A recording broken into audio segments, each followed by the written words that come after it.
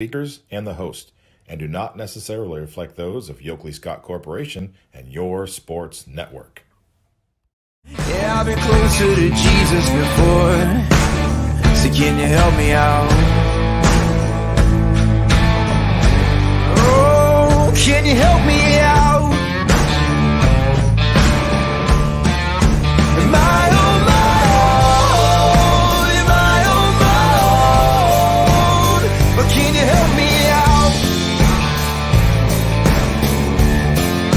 Am I on my own? Am I on my own? Or can you help me out? Can you help me out? I've been scared to look in my soul.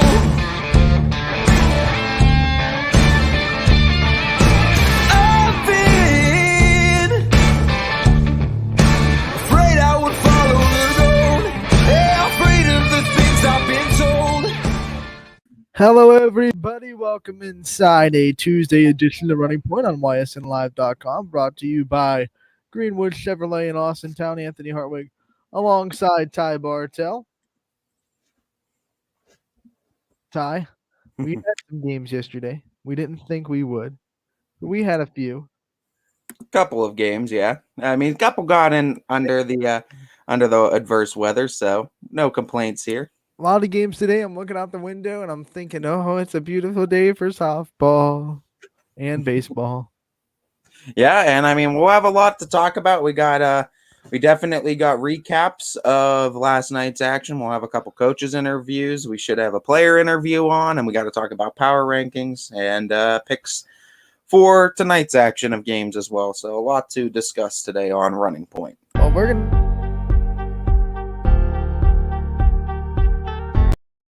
Did you do that? I might have accidentally clicked that. I was adding in the power rankings. I don't know. We have a countdown going on now. So without further ado, we had the countdown for Coach Ward too. 30 seconds. It's such a big event having him on too. Coach, how we doing today? Oh, we're doing great. Thanks for having me on. I appreciate it. I mean, first and foremost, Coach, it's a 4-0 start. It's a 3-0 start in the conference. You guys have a lot of conference games early on scheduled. Do you stress these games as being of higher importance to these girls, or do you kind of just take it business as usual day by day? We're definitely a day-by-day team. There is really no more important game than the one that is in front of us. And something that we've been preaching to the team for quite a few years now is it doesn't matter if you're getting warmed up for a game against a team that may be struggling or against a team that may have won a state championship the previous year. Our approach has always got to be the same. That way you're not really getting too high, trying to do too much, and you're not really kind of having maybe a lackluster day. So we really preach consistency with our team. You know, Coach, now the last time we had you on, we were waiting for the opener. So everything was just kind of questioning, like, okay, this is what we think we're going to get. This is what we expect to get from Fitch softball. But now we're 4 games in and you've gotten your feet wet. You've seen the players in action for live regular season games. What kind of things have really stuck out to you early about this team and how they've already kind of conducted themselves in the first week of softball? First and foremost, how we've come together as a team. Without a doubt, I think that is our strongest point is we get more excited for one of our teammates doing something great than we do when an individual does something great. So, when I see Maddie Taylor going crazy in the dugout for one of her teammates and, and then she has a great at bat and she's like, okay, well, I had a good at bat, but did you see what, my teammate did? When we have that type of energy, when it's a team first mentality, when we care more about our teammate success than our own personal success, we're just going to have the sky's the limit for us.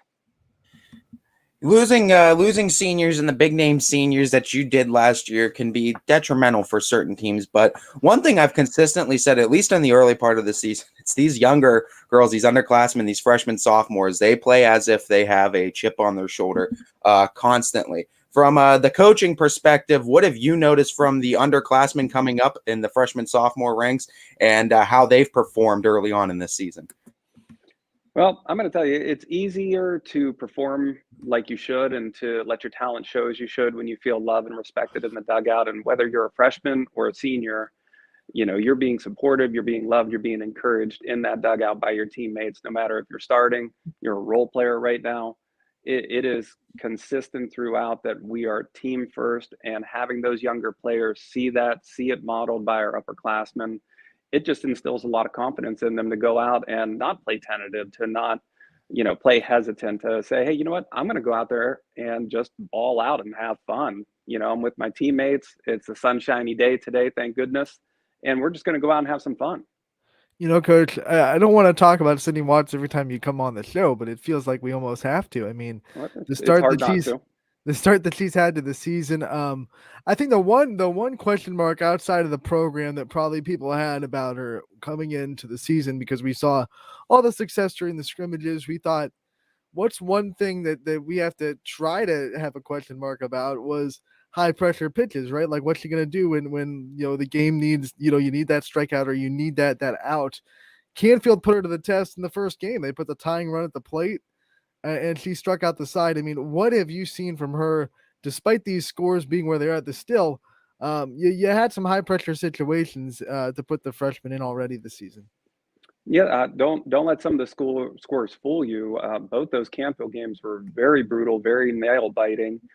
Games were tied up going into middle, late innings, and we look to our players to perform. And you're right, there was situations where Canfield could have taken the lead, and Sydney just kind of reared back and got her focus in. You could hear her teammates behind her just saying, hey, we got you, let's go. And she reached back and she did what high-level players do in those situations. She performed to the best of her ability, and fortunately it came out our way. Two other players I really want to highlight in yesterday's performance. Other girls, like you said, it's funny because it seems like different girls always stepping up in different games. Bella Tofil has 3 hits then, and then we saw Sammy Severin too, doing her role too, really bringing up that bottom of the order. Just again, hinting at some of these players that are getting a lot more varsity time than maybe they did last year, or they weren't even appearing there last year too. How impressed have you been with these younger players getting their first varsity minutes, first varsity starts for some of them too? And what have you seen from that end as a coach? As a coach, it's always very great that you could get anywhere from 13 to 15 players in a game right now. And we're even talking in those presser situations to where I'm 100% comfortable with putting these younger players or players that may have not had a lot of varsity experience in, because they're ready to perform. They have no hesitation to perform, and they're waiting for their opportunity. So for them to get experience this early and at this young of an age with our underclassmen, it just is a testament to how strong our program is and how strong we're going to be going forward. I'm very excited for our future, but, as I tell my players often, our head and butt's got to be in the same thing. So I'll worry about the future when that comes. We're going to just be worried about Warren Harding today and then see what comes tomorrow. Coach, you haven't had to deal with weather cancellations as much as most of the teams in the area because you have beautiful facilities. But one of the questions that came up yesterday in the span of Ysn shows is what teams do during rain delays and what teams do to try to stay sharp on days when they think they were going to play and then it gets pulled out from under them and all of a sudden they don't have a game.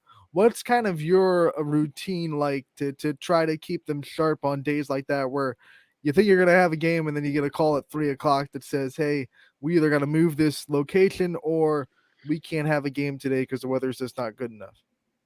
Well, I always welcome the call for the change of location, because if it's a change of location, they're coming to see us. And, we love playing at our home field. We have such a beautiful facility. Austintown Local Schools, our athletic department, our booster club nonstop has just been putting work in that field. Every time you guys come down there, there's something new to take a look at. And we're just really building one of the best complexes in all of Ohio for softball. On the other hand, if we get the cancellation at 3:00 at 3:01, hello, Coach Wedding. Yeah, we're coming in, because otherwise the team will have a mutiny that they want to go lift those weights and get it done. We're still lifting 2 to 3 times a week, making sure we get it in, because that's how important it is to our players to keep their strength up, to keep their focus. And it is the most amazing team building that you could ever ask for. I think the mental toughness too is something that needs to be definitely put on a pedestal with this team. And I just think going through game to game, it seems like this team never gets down on itself, which again is impressive with all the younger names on it too. What can you say, I guess, by the team's mental standards too, and how they kind of compose themselves at the plate too, and what you're seeing from like the maturity aspects of these players, the younger players too on the team. You know, we all know that games are going to go in ups and downs, that there's going to be some good things that happen and some bad things that happen. We just stress being aggressive and always getting your teammates back. So when you come to see one of our games, our girls are 100% into it, that our dugout is lively. It's a lot of fun. It's a lot of cheering. It's a lot of encouragement, and that is nonstop. So when you have those little bit of lulls, maybe, you know, we're not executing properly or we're not getting what we want to get out of our at-bats, it's a great feeling to come back in the dugout and you have, you know, 4 or 5 coaches patting you on the back saying, hey, we're going to make our adjustments. Next time we're going to do a little more, you know, in-bat adjustments, or we're going to look at this. And your teammates are saying, hey, don't worry, we got this next time. Or, hey, don't worry, I'm up next. We're going to get it going. So it's nonstop encouragement throughout. And that's what really makes us an exciting and dangerous team. Is I don't think you could keep us down mentally. If we're down, it's just going to be, okay, well, here's what we need to do. Let's get it done. Coach, I know you like to look at one day at a time and you don't like to look too far ahead, but since we can't have you on every day, I do have to ask you about the week ahead and the schedule that you have coming this week. You got Warren Harding tonight, you got Poland Thursday, Glen Oak Friday, and Saturday against Lakeside. I mean, talk about what you expect from this week and some of the teams that are coming in. I know we're familiar with Poland, but how about Glen Oak and Lakeside? What can you tell us about those programs and how excited you are to kind of get another week of softball in? Well, I mean, looking at the weather and, you know, crossing our fingers that we get it all in, Poland is going to be a great matchup. That's going to be a great test for our team. I'm very interested to see, you know, those area battles that we really went out and made sure that we got a lot of area teams this year, you know, just to kind of stake our claim in the Mahoning and Trumbull County to let people know that, you know, we're going to be a tough team. Looking ahead at Glen Oak, they're always well coached. They're always a Federal League team. So day in and day out, they see top competition. They see state level competition. So we're excited to host a Federal League team. We had, you know, Hoover come down for a scrimmage, and now we get the real deal in the Federal League. And it's good to match up against them and see where we're going to place. And Lakeside is always a well-coached team. They're going to come in. They're going to be scrappy. I'm not sure if they have the talent in the circle to maybe hold us down. That's what I'm, you know, hoping that nobody in the circle has the talent to hold us down. I really believe in our hitters, but nothing's a gimme. Nothing is ever given. We've got to show up every day and get to work. I was never lucky enough to have a Coach Ward be a teacher for my class in my time at Austintown Fitch, but I know a lot of people that gave you so many compliments from the teacher aspect, and of course all these softball players do nothing but compliment the coaching style. Do you find yourself kind of mix matching those two together, or do you find yourself carrying aspects of being a teacher over to coaching, or vice versa, coaching to teaching? I really believe that they're one and the same, that, you know, who I am as a teacher is who I am as a coach, and who I am as a coach is as a teacher is that I'm here to be, I always try and say that I try to be the CEO, the chief encouragement officer, is that, you know, things aren't always going to go right, and I'm here to support you.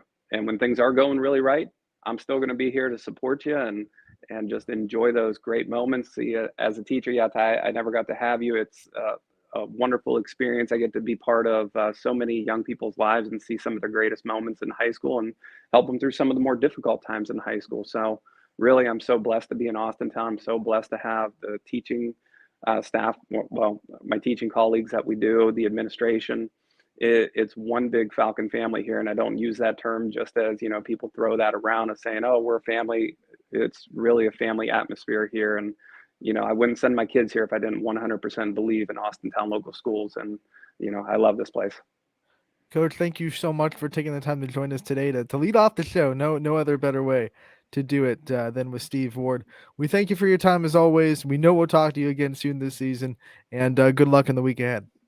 I'll truly appreciate everything you do for covering sports, and especially highlighting girls softball in the area, because we have some of the best throughout our teams, and you guys cover them all. And I love to see the expansion of sports. Please keep doing what you're doing. Every coach out here is very thankful. We thank you as well, Coach. We thank you for your time, and we know we'll be talking to you again real soon. Take care, guys. You as well. Steve Ward, the head coach of someone that might be at the top of a power ranking that came out. You know, you've seen it. It's on social media. We're going to talk about it a little bit later on in the show. We got Joe Roth coming on at 12:30 of Fitch Baseball, so we're gonna have a Fitch double dip today, and then at 1 o'clock we're gonna have Paul Kemp, the head coach of Ysn Baseball, coming on this show. So we have a packed show. Also going to be talking about the power rankings. Also going to recap last night's limited but still action, and we're also going to pick tonight's games. And the weather looks like we're going to get picks in, and we might be able to get some solid splits.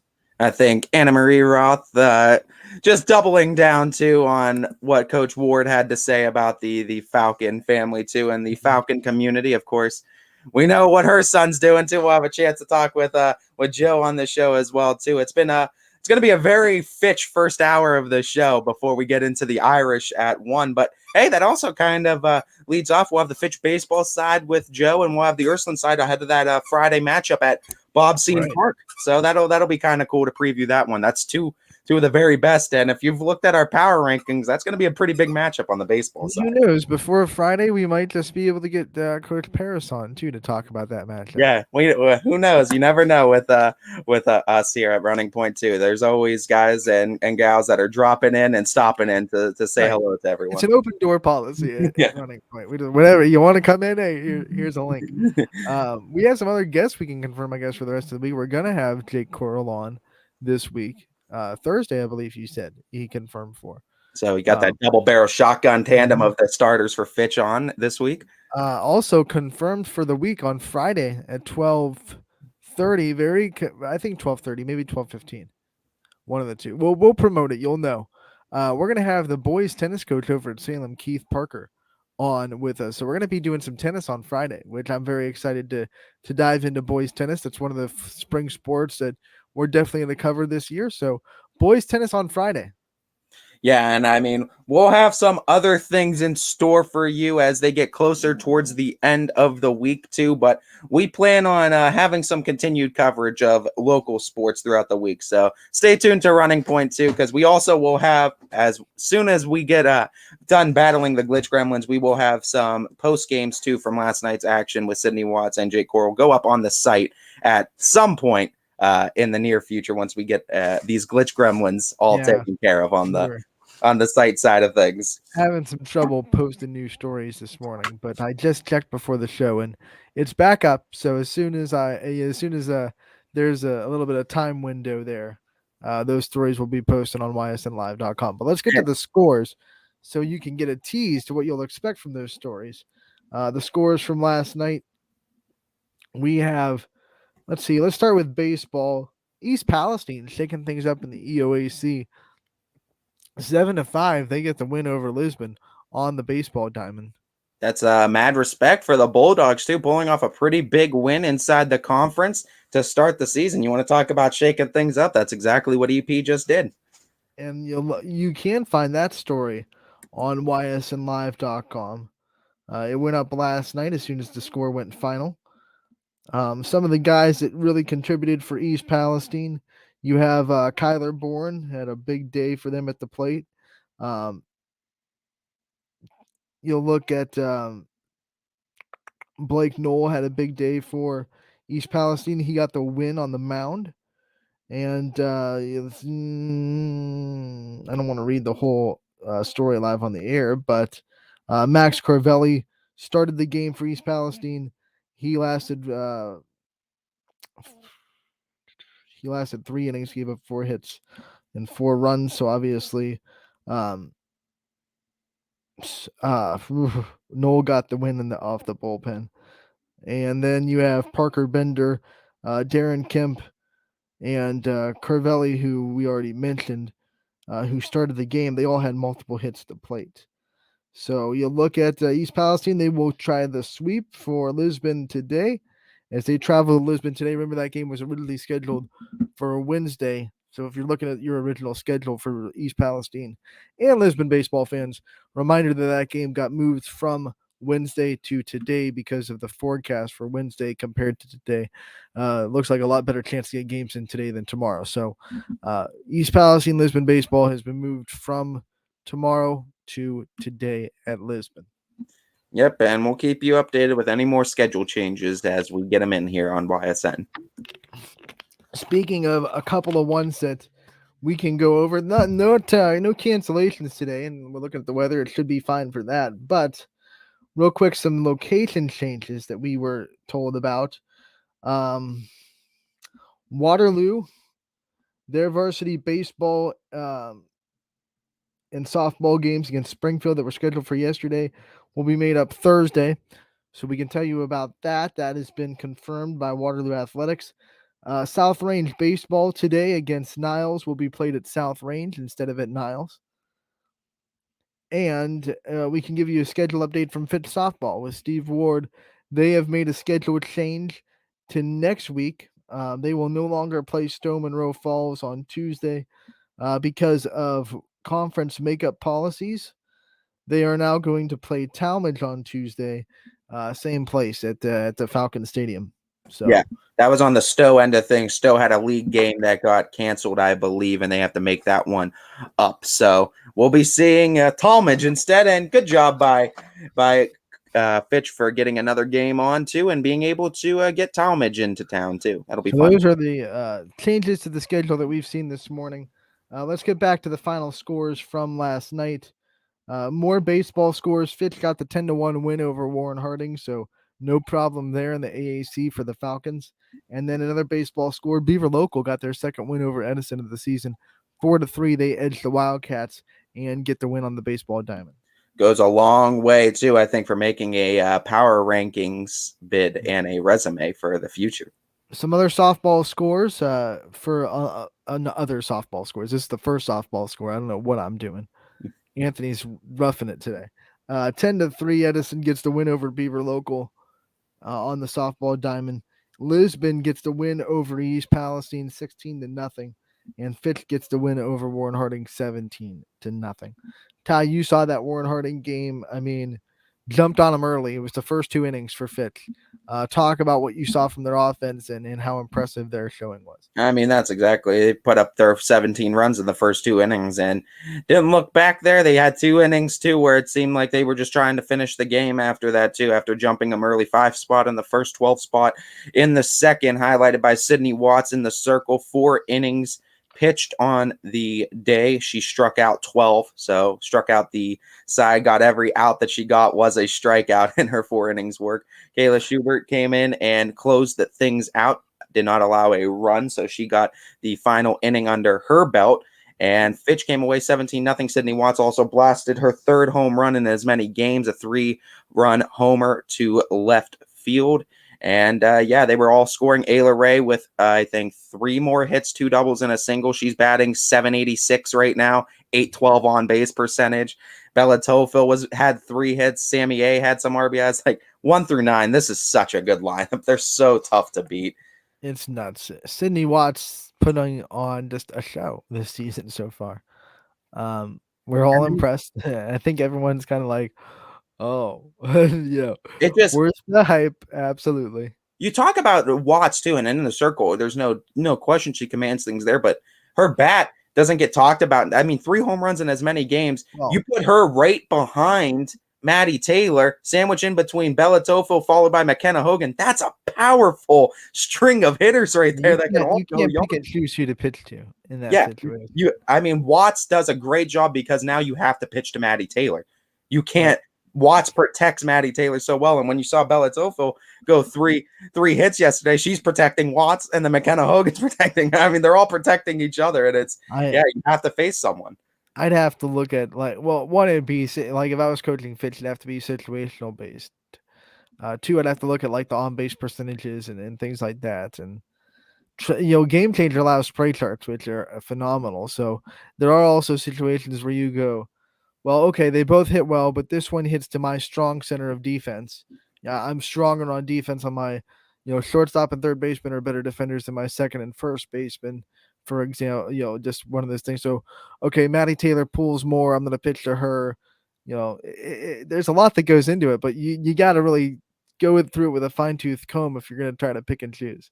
Yeah, it's tough. It's tough. Fitch has built up a great program, and there's big names in it too. We've mentioned names like Kylie Folkwine too that are waiting in the 8th grade that are waiting to make that jump, and they're just as talented. There's a lot of talent. There's talent waiting for them on the JV team. Yeah, they're super deep. They're They're just kind of sitting there waiting because they're talented. They're just varsity stacked right now. So they're just sitting there like, can I get an opportunity? Can I use that opportunity? I'm sure they'll get one at some point in the season when JV doesn't have a game the same time varsity does, so everyone can be at the on the roster and on the bench. there's some good arms in the circle, and if Fitch has the opportunity, if everything goes chalk as it should, everyone kind of stays in the program, they're able to keep numbers, they're going to have 2 to 3 arms they can go to, and we've seen teams when you have 2 to 3 arms becomes very, very tough to beat those type of teams that can. I honestly think this is Fitch's window, like right now, to make a pretty deep run in that tournament. I mean, I it's think they everything. can. They got everything. They got good defense. They got pitching. They got hitting. It's a fickle sport, and it only takes one performance by a pitcher Right. on any team to kind of shut everything down. And but definitely, I think a lot of hype with good reason surrounding this Austintown softball team. They are dynamic, 1 through 9 hitting, and we've already seen what Sydney can do in the circle. I still can't believe we're only like a month and 3 days away from tournament time. Like Yeah. that just doesn't make sense to me. Like And already, it's like I can't believe we're 4 games in and Sydney Watts has 59 strikeouts. the to her season name. just started, and we're like, hey, first weekend of May, tournament starts. It's a quick turnaround. It's a quick turnaround, and that's why I said it's a quick season. So with these freshmen and sophomores, I'm really curious halfway through how they start adjusting too. But a lot of these girls play travel too. They play softball. It's almost year round. It feels like the second that like March hits, it's like from March all the way to like November. Some of these girls are playing. Speaking of travel, right before we let Joe Roth on, last point, Sydney Watts is also coached by Megan Betza for her travel team. And if you know softball, you know that name. But if you don't, All-American, Michigan, pitched in the World Series, very talented pitcher, very talented coach. So when you're coached by someone like that in travel ball, then you're absorbing a lot of information. So that's one of the reasons why she's such a high IQ softball player. But talking about high IQ, There's another guy that's a very good pitcher that has a little extra zip on his fastball this year. It seems like it's both the softball, baseball pitchers bringing in velocity to their pitching styles. Joe Roth joins us on Running Point. Joe, thank you so much for taking the time to join us. Thank you for having me. How are you? We're good. We're looking outside. The weather's nice. We're gonna get a game in tonight, which is always good. That's always great. Joe, I mean, let's talk about this senior season. I mean, you've had your tenure with this baseball team, basketball team. You've been around the athletics now. What was kind of the change in mentality for you going into the senior year, knowing that you're kind of the guy everyone's looking at now, and you're the guy they're looking up to, you're the guy they're looking for leadership-wise? When coming into the senior season, I wanted to be a leader on the team. I wanted everybody to look up to all the seniors. I didn't want it just to be me. I wanted it to be all the seniors. So I think it changed us as a team to become who we are as the best, to become leaders. So I wanted everybody to look up to us, just focus on us, and always follow after what we do, so that we can have the best season possible and make it far in our tournament.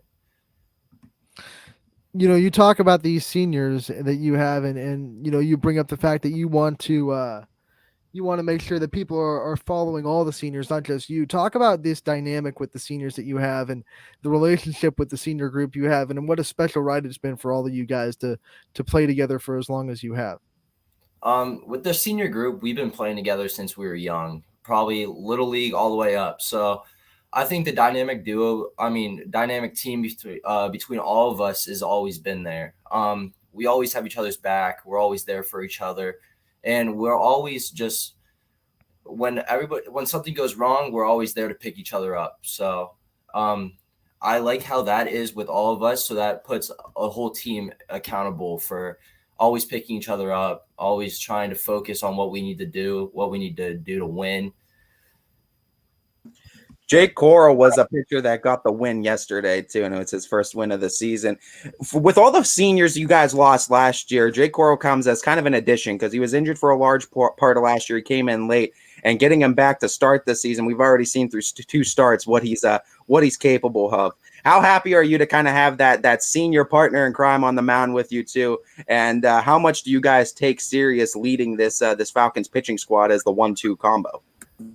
It's great having him back because last year we missed a lot with him because we took our second base out of the infield, putting him on the mound, and then having him back and having our starting second base, having our starting infield behind us is the best thing possible to make us go farther in the games, have us best defensive and best offensive we can have. Talk about the team goals that you guys have set for yourselves this year, and what kind of things you guys as a group have already decided that you really want to accomplish this season and see yourselves reach. Our main team goal right now is to beat Canfield. That's our main team goal right now because they're a very good team. You have to play perfect baseball to beat them. And our mentality is to go out there, play a game that is as perfect as we possibly can, and go beat them. And then our other goal is to make it as far as our tournament. We want to go undefeated, but that's what every team wants to do. We just want to make it as far in our tournament as we possibly can and show them that we were doubted to start, but we're going to show you that we are one of the best teams out here. You got a chance to announce on social and before the start of the season that you will be playing at the next level too. Talk to me about going into this season. Now, is the stress levels kind of down knowing that you got somewhere to commit to next season? And how are you taking this season now as far as the experience overall? I feel like the stress levels with the recruiting process has went down tremendously. But the stress levels of going out there and competing every day, the nerves before games are still there. It's just like going out there playing a game that you love. And I just want to go out there, compete every day, show everybody what we have to do, and compete with everybody. Everyone's recruiting process is different, especially since 2020 when COVID made recruiting just kind of crazy. Talk about your recruiting process and what kind of things made the decision easy for you and what kind of things you did to try to keep that stress as low as possible during the recruiting process. My recruiting process started probably started my junior year. That summer going into my junior year, I was on a plane going down to Fort Myers with my Team Ohio team. And the day before, Akron reached out to me and said that they liked what they saw, everything like that. And we just kept texting back and forth for about a year and a half because the dead period with the whole COVID situation stopped everything with visiting, coming out for coaches to see you, stuff like that. And later on that year, that's when my recruiting process started to kick off with colleges reaching out more. I was able to go visit colleges with my Pirates team. We were playing at more colleges and going down to tournaments with that Team Ohio team down in Atlanta, Fort Myers, places like that. That's where more colleges got to see me throw, play, and everything. But Akron was always there for me. And when I went to go visit there, it felt like home. The coaches made it feel like home. So a month after my visit, I knew that's where I wanted to go. It felt like home. Coaches are amazing there. The guys are amazing. So that's when I made my decision. And I loved every second of it. And I can't wish for a better place where I'm going to go. Reflecting now on your senior year, I know a lot of people are going to ask you to do this, but so are we too. And just looking back at your career with this baseball team and your career inside of Austintown local schools too, what has been some of your favorite memories of playing with this team and just being a part of the Austintown School District? My favorite memories are last year, probably beating Massillon Jackson in our first playoff game. And then this year, I already have a few memories, was the 15 strikeouts that our team has gotten, and then the home run. That was a big memory for me. But it's not about me. It's about our team. That's where a lot of my memories are. And I love my team to death. So that's the big focus for me. The best team memories sometimes can be made off the field with team bonding exercises. What are some of your favorite things that this team does and has done to kind of build chemistry and build relationships with the players that you play with? We sometimes we'll have get-togethers at people's houses, and we'll always mess around with each other, crack jokes, and then other than that, just spending time with each other outside of school, in school sometimes, just always messing around with each other. We love to get on each other about little things, and always love to crack jokes. So I think that makes us better as people and makes us closer because we're always on each other about something.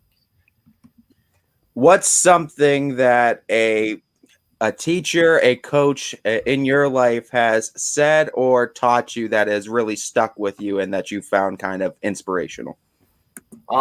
Ever since my freshman year, Coach Paris has always said, play the game the right way. So that's always what I tried to do every time I stepped on a baseball field. So that's one thing I'll always listen to and always keep in mind when I'm on the baseball field.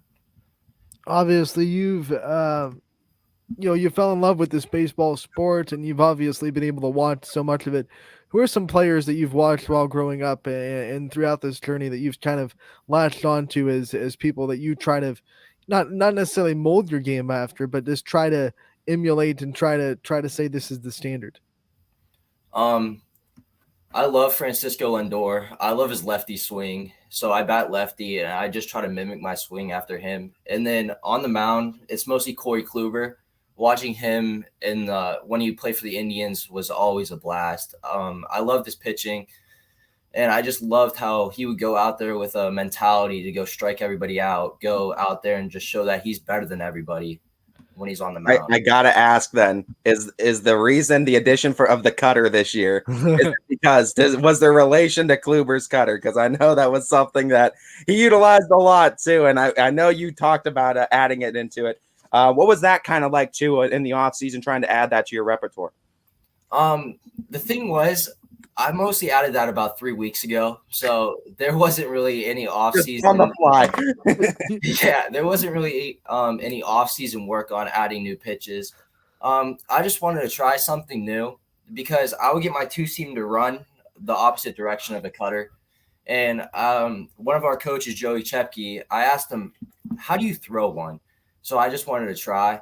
And he taught me the grip and everything on it. So I went up in one of my bullpens and I said, I'm going to try this, but we're going to see where it goes. And then I threw it for a strike and it moved a lot. I was like, wow, maybe this actually can be something that works.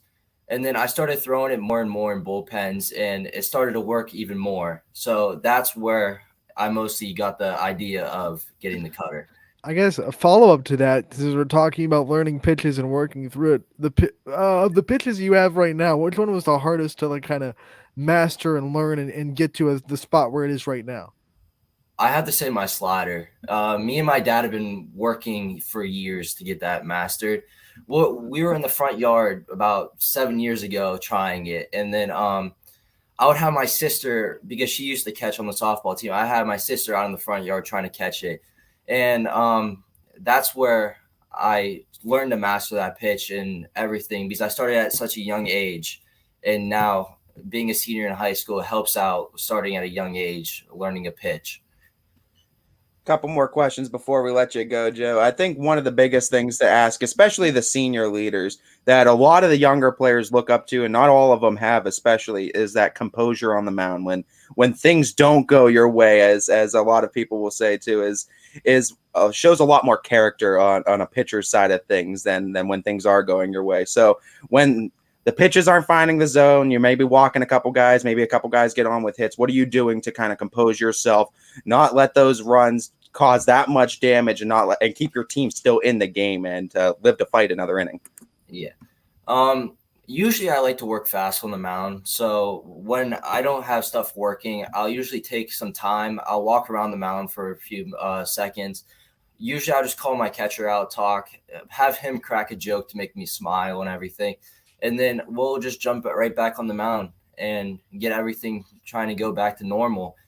So that's the big thing for me. I just like to smile when I'm on the mound. So I'll have my catcher come out and just tell me a joke so I can get a quick laugh and smile when I'm up there again.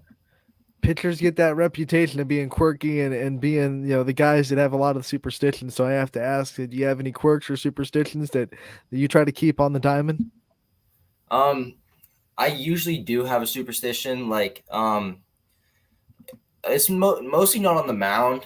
I usually just try and do my business there. But when I step in the box, it's usually always I'll look at my bat and then left foot goes in, then right foot goes in, and then I fix my pants a little bit. Just always the same thing every time when I'm in there.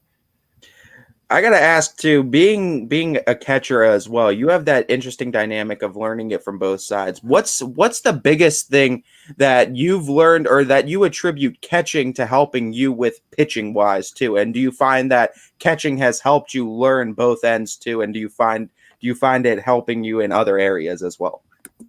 I do. So when you're back behind the plate, you get to learn umpire strike zones, where they like to call strikes, where they don't.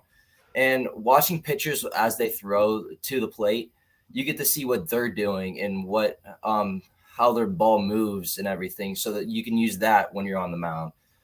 Different grips that pitchers are using, trying to throw different pitches, learn new pitches even. I tried to learn a sinker last year because we had a kid on the Astros team that had one, and I really liked it because I caught him so many times and was moving. So you get to learn new pitches, new different ways of throwing, and you get to learn strike zones of umpires that you usually have. Joe, thank you so much for taking the time to join us. It was really great to hear from you, and we love covering you. We've covered you for a while now.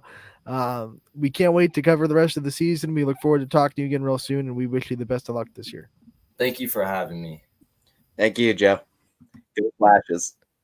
Joe Roth. Oh, you had to throw that in. He was out. He didn't hear it. I had to get him with it. That's going to be a little friendly rivalry. I've known the Roth family for a little bit. Great family, great guy. And if all goes well, he should be on the mound against Mooney this upcoming tomorrow. So if that's tomorrow, so if that's the case, I should be there if weather provides, and you'll be able to see Joe Roth on the mound tomorrow pitch. So all goes to plan. And the upcoming tomorrow just threw me. Yeah, I know. I was like, wait, when are they playing Mooney? Oh, yeah, that's tomorrow. Lost my train of thought. Yeah, I know when it was. It's gone now. But no, I had to sneak in the go flashes. That's what I was going to say. We had Devin Sherwood on. I was wearing Twitch Tech stuff, but I never threw in the Go Yellow Jackets. So, yeah. So I composed myself, but you just dogged. I had to throw it in. I'm sure I'm going to get heat for it too, but I'll throw it in. It's going to be fun. At the end of the interview, so he couldn't just cut us off and say bye, guys. I can't wait until next college baseball season, because I'll definitely make sure I am at some of these Kent State Akron baseball games, because that'll definitely be fun to witness. We were going to bring this up at some point, and I guess since we're talking college baseball, it's the perfect time. Today is a great day to be a fan of YSN, fan of YSN alums. On the baseball diamond, you got Ohio State, you got YSU. Oh my God! Lane Rhodes, you got Dake Gehring. What else can you ask for? That's YSN. That's just beautiful that worked out. And Richie Giuliano. And Ricky Giuliano on the call. So, I mean, we still got that too. So YSN is still there to talk about two YSN alums. That's huge. That is huge. I know, DJ is just bursting with excitement for today. He's probably on cloud nine, the ultimate baseball fan, and I know he loves both those guys. He's loved covering both those guys. They're great families. They're great people. And to see them both I think today is not about them going up against each other, although that's cool. Today is about recognizing that they've both reached one of their goals, to play at the next level of baseball at the high level, and now they're both being able to be showcased on YSN, reaching that goal. It's just it's awesome. It's just one of those awesome days. have these two ever faced off on the mound before prior to right now? Because I don't know if Salem and South Range ever met up. I would assume. I know not last year because obviously Jake was hurt. Yeah. But I would assume yes. I would assume those two teams at least played each other. I would think so. We're on travel. I'm just talking about the pitchers. I just didn't know if these pitchers ever squared off on the mound against each other. But this is really cool that it's happening. And you better watch out too, because Lane Rhodes has been known for pulling some rabbits out of his hats against some powerhouse teams. So Ohio State, you might be in store for something. Over the weekend, Jake Aaron got his first collegiate strikeout. So he's looking to build off that today. And of course, the Penguins looking to come off of a disappointing weekend against Oakland, where their bats weren't really having it. It was one of those weekends where things didn't work out, and that's baseball, right? Sometimes you're just not gonna have your best. They have two opportunities to build momentum before their next Horizon League series, today against Ohio State, tomorrow against Pitt. We're gonna have Richie on Thursday to talk about the whole craziness of these 2 days, and he'll talk about the experience today. He'll also talk about tomorrow's game, and it's going to be great to have Richie back on Running Point on Thursday. But man, today's an awesome day to be a baseball fan, to be someone that's followed YSN and followed these two careers, to see them kind of share the diamond in one special day. Richie gets a great call, and we're all excited, DJ especially. Yeah, no doubt. And I mean, there's still a lot to talk about on today's show. Don't forget, we have Paul Kemp coming up at 1:00 from Ursuline Baseball. And if you saw anything about our power rankings, Ursuline is a pretty damn good team, I must say. Whoa. He's serious now. Looking forward to, as far as that, we got to look at our power rankings as well. And we'll be discussing our softball and our baseball power rankings in the first week of that being released. And maybe we'll be previewing some games. Obviously, we'll be picking our games for tonight, but maybe preview a couple of upcoming games this week that are going to have, I think, huge implications for the teams looking in for the power rankings, because I believe that on our socials, it was posted too, the teams that received votes as well. So you got to see all the teams kind of on that outside looking in. And hey, big week for them can mean they're featured on that power rankings list next week. Let's take our first break of the day. When we come back, we'll start those power rankings. We'll probably stop them because we have Paul Kemp coming on at 1:00. But we'll show you the graphics. We'll go down them. We'll just kind of peel the lid off of the power rankings, and then get a little bit more in depth as the show goes on. But we're gonna take a break first. Mark had to get me back before the commercial break. He got me back. You're the Roo, baby. Probably will. We probably will. What's Kent State baseball like? I don't even know. What Kent State baseball good? Yeah, are they good? Ty doesn't even know. He says go Flashes. He doesn't even keep. Yeah, no, they're pretty darn good. All right, it'll be a fun matchup.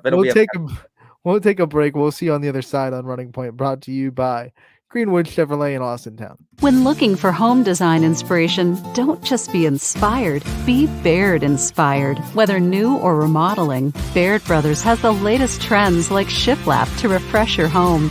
Go from inspiration to installation with our wide selection of in-stock American hardwoods.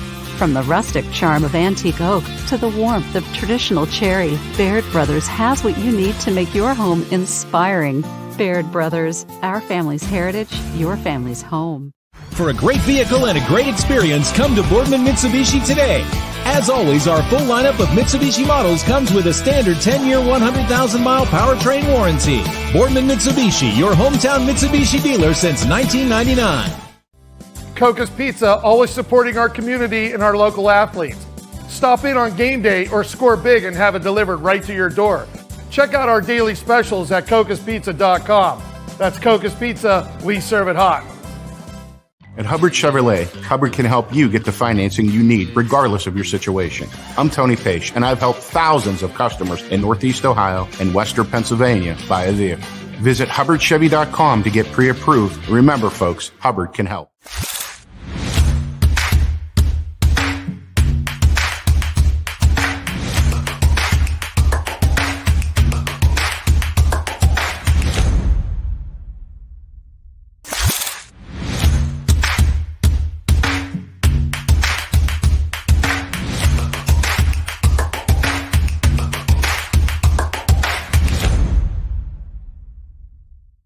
not waiting to see what the world has in store for you. It's more about what you have in store for the world. All you need is the opportunity. All you need are the resources of a large university and the advantages of a personalized academic setting where you can experience new worlds in the arts and sciences, business, and education and make them your own. We are where you shape your future. We are Youngstown State University and proud. Welcome back to Running Point on ysnlive.com, brought to you by Greenwood Chevrolet in Austintown. I'm Anthony Hartwig alongside Ty Bartell. And Ty, I guess it's time to take a little peek at our first power rankings of the season. Let's start with softball. We'll bring them up right now, and it is Austintown Fitch getting the 1 spot to open up the season. They are undefeated. Also undefeated is West Branch. They are in the 2 spot. South Range in the 3. They haven't had too many games in, but they are undefeated as well. We go to Ursuline in the 4 spot. Lakeview gets 5. Champion gets 6. In the 7 spot, Poland, 8 Boardman, 9 Crestview, and 10 Edison. And a lot of Edison, not the only team, but one of the teams making their power rankings debut. A lot of new schools when you talk about their debut on the power rankings here. Yeah, and I mean, this is the first time we're seeing, I believe, both Fitch and South Range, Anthony, on these power rankings. So it's nice to South see. Range. I think Lakeview's making their debut on the power rankings. Yeah, and that's right. So I think Crestview also making their debut, if I'm not mistaken. Yeah, and I mean, the Edison, I believe, as well, is making their first one as well. So I mean, Champion, I don't know if did they ever break the seal? Yeah, they got on there for girls basketball, at least for a week, I think. So, I mean, nice to see a lot of new teams in the baseball realm. Of course, being a little bit of a homer, I love seeing the Fitch Falcons at number 1. But I believe, too, just to be transparent, I believe almost unanimously voted, I think, in this first week. Yeah, when they've done what they've done, and they were hyped up as much as they're hyped up, they're the number 1 team in the area right now. It's not a question in my mind. And I know it's not a question in our voters' mind either. It's just, they've steamrolled everybody. They've played Chardon already.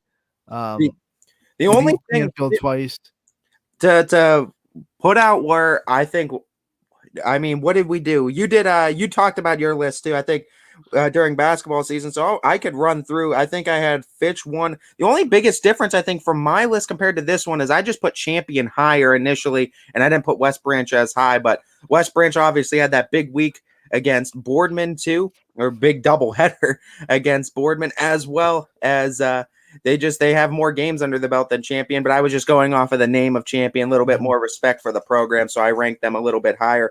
But almost everyone else, South Range is right at where I ranked them. Ursuline follows right there too. I'm cool with that. 3 and 4. I think that's after what they did last year. How do you not put them in the top 5, right? Out of respect. And Lakeview, I'm glad to see a lot of people ranking Lakeview up there too. Yeah, like Lakeview was one that I believe, I'm going to double check, but I believe they were on my list, but they weren't that high. A lot of other voters put a lot more stock in Lakeview than I did. And props to them. I mean, they had impressive wins over Struthers, and they have talent. They have names that open people's eyes. They have Reagan Schick in there, Maggie Pavlansky. When you hit 2 home runs in an inning, that kind of opens people's eyes. Shocker. We're talking about Maggie Pavlansky when we talk about Lakeview. I know that's a big shock to people. We talked with Coach Schick too, and when he told us too, Anthony, about last season, the way it ended against Marlington, it was just they wanted to come in finishing games, and multiple times now they've kind of been tested, gone into extras, and they've came out on top. And right now, looking like they're going to be some early NE8 contenders in the Lakeview Bulldogs. I just spoke, Ty, and we're always full disclosure with how we vote. I had Lakeview on the outside looking in. I had Hubbard in the list as the next NE8 team. On the list, and I know Hubbard lost. They lost 2-1 on that walk-off home run to Poland, but Haley Croyle in the circle, a Division I pitcher, and they have some good senior leadership, and they're coached by a legend. That's why Hubbard got the edge a little bit to me. But Lakeview definitely deserving. I have no problem with them being on the list. They would have been my 11 or 12. But to be quite transparent with you too, Anthony, my last 3, 8, 9, and 10, I had United, Jackson, Milton, and Canfield, I believe, too, as ranked in there. But I think you can make a case for a lot of teams. I'm also cool because I had Crestview that I was mentioning too on the softball side. Edison, I know you and I talked about being possibly ranked. So there's a lot of teams that are deserving on it. I think we have a good, strong, solid list put together here. And I like what we have compiled here for the first week. Let's be real. Canfield softball played a brutal first week of softball. And they're a very good, talented team. They proved it with the split against Louisville. They'll be on this list before the season's over. Yeah, I considered the split against Louisville, but also that big win against Poland too. It factored in to me, giving Canfield a little bit of nods. But you know what? I like what we're seeing too. I love that Edison's there, and it's a cool first week too. DJ making a good point. There are 3 of the 8 teams on this list. And it's South Range, Lakeview, Poland, and you could argue that Hubbard isn't far off. So the league in softball for the NE8 is no joke. We talked about this, though, Antha. This region, this particular area is so strong because, I mean, you look the same thing, too. AAC has 2, possibly 3. I think Canfield's on the outside looking in. And for a 5-team conference, that ain't half bad to have 3 of 5 representing. And for the NE8, 4 of 8 almost representing. You have 3 on there, 1 on the outside looking in. We're looking at the MVAC Gray tier has a couple as well. I mean, there's good baseball and softball around this area in every conference. But yeah, this NE8, absolutely, DJ's right. The softball, I think Lakeview's going to stay hot this year. I think obviously Poland is going to be good. Hubbard went the distance just about with Poland and showed that they're not going to be a slouch. And of course, South Range is South Range too, Anthony, and you know that.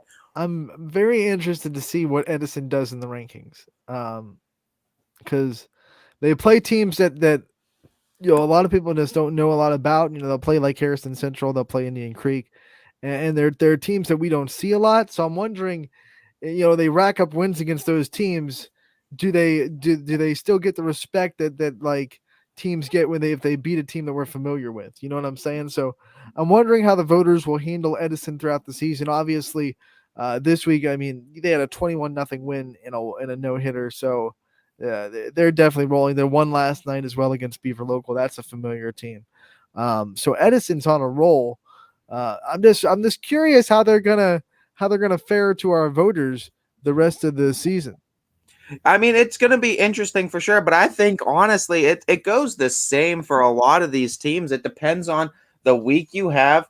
What we saw in basketball season, to be transparent, we saw teams drop out if they went 2-0 in a week and another team went 2-0 in a week and the wins were against better quality teams. That can happen. It can happen where if a team plays 4 times in a week and you play 1 or 2 and that team goes 4-0, you go 2-0, that might jump you too. I mean, it all is up to voters' discretion. There's not one thing that we're looking at. It's a multitude of things that go into factoring these decisions, multiple discussions that go into factoring the decision. That's going to be another advantage that Fitch has. They're going to get a lot of games in that other teams won't probably this season because they're going to be playing on that turf.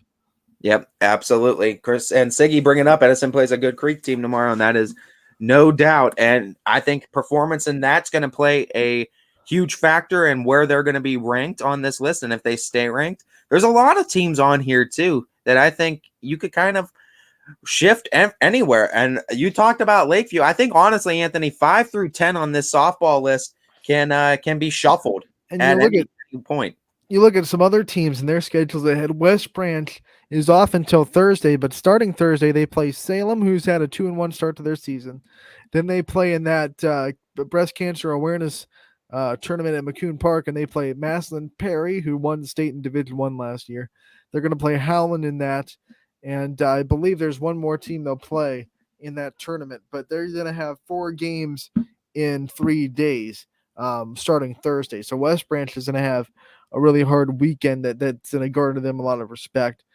South Range is waiting on that Myrtle trip because they're just kind of biding their time. They have Niles tonight, and then they're just kind of that's the only game this week for South Range. I think they're trying to to get as well oiled and as well fined and tuned in practice as they can before they play 5 games in 5 days down in Myrtle Beach against really good competition.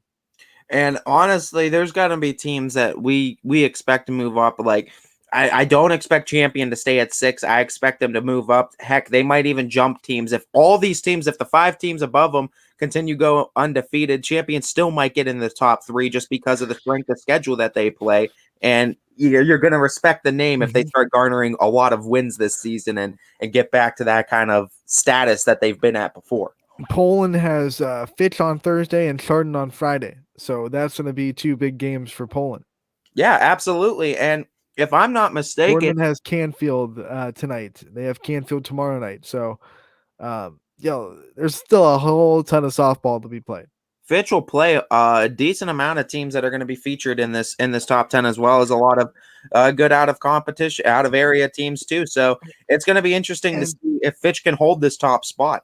We talked about it with Louisville and some of the other teams in basketball. Fitch is the same way. Fitch is going to play a lot of teams that would be in this list if they were YSN schools. And they're going to have to get respect for those wins. Yeah, absolutely. Absolutely. And I think that's going to play a huge factor going forward in this season. It's going to be exciting, though, going forward, because like I said, a lot of these teams have to play each other. You talk about these 3 NE8 teams that we're looking at.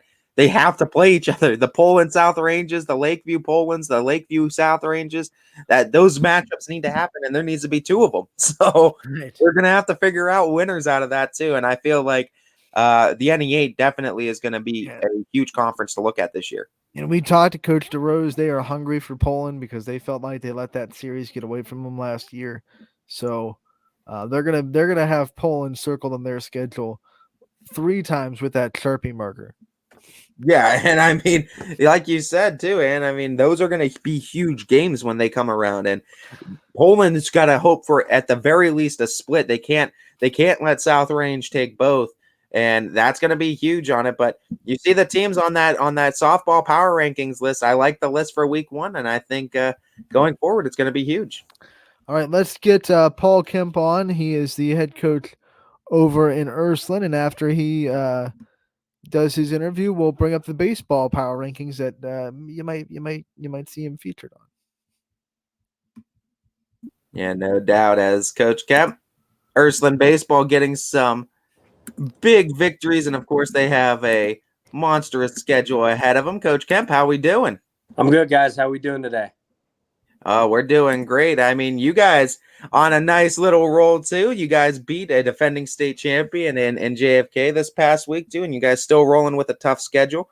What have you seen these opening weeks battling through the weather and getting the games in where you could? What have you seen from the team? I think we've been so ready to play. Everyone's dealing with the weather right now. It's just hit or miss every day. But the opportunities we've had throughout the year with 3 games so far, I'm really proud of our guys' effort. I think we've got to the ball field, with one goal in mind, and that's to go out there and win. For the most part, our pitching has done a tremendous job. Saturday versus Canton Central struggled a little bit with the walks, but minus that outing, our guys who have thrown so far this year have really limited walks and just made the guys put the ball in play. The top 2 guys in our lineup, Luca Raschuti and Jack Erickson, have done a phenomenal job of getting on base. I think right now through 3 games, they're both over 700 with their on-base percentage. And then, Saturday when we kind of got the walks under control, we just played great team defense. Joey Caracello threw a kid out from Canton Central at third. Luca Raschuti made about 2 or 3 plays that were just unreal. Him and Dylan Casey turned another double play at short and second. And then Brady Shannon made a great play that you really don't see a lot of high school kids make at third base Saturday. So, I think for the start right now, we're off to the start that we wanted. The best thing about it is we have another opportunity today to hopefully go for number 4 against St. V's. You open the season with wins against really quality programs that are big names in the area, in the Northeast Ohio area. You open with Warren JFK and you beat a reigning state champion. That's got to be a big notch in the confidence belt. And then you beat a Kansas Central Catholic team that is always a thorn in the district and always kind of a trouble spot for local teams in the district in Division III. Talk about what it was like seeing the confidence kind of rise slowly in this team, and what their confidence level is at right now.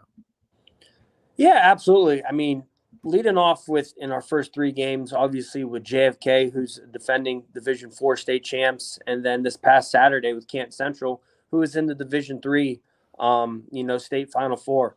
As I said when I was on a couple weeks ago, that is our goal. We want to get there, and starting off with wins against those programs, I think it's really just showing our kids that we go out there and we play our game how we think we can. We can compete with the best. Those are 2 phenomenal programs that have been to where we want to go, and getting quality wins against them, I think really has got our kids to buy into the believe. Just kind of the culture that myself and our staff have been trying to get us back to. It's very repetitive when we talk about it, but we keep just putting in our guys' heads, and I think we are. We're understanding it. Obviously, we're not where we want to be. It's early in the season, but quality wins like that, I've got our kids, believing in themselves. Against JFK, we went down 2-0 right away in the first inning, and we battled back and tied it up. I think it was the second or third inning we took the lead and we kept it. Canton Central this past Saturday was a back and forth game. We took the lead, they tied it up. Then we got the lead and we kind of held with them battling. So, just kind of our mentality, not to panic at all through the first 3 games has been something that I'm very proud of, but it's a credit to our guys. They're going out playing great ball, and, hopefully we can keep that rolling.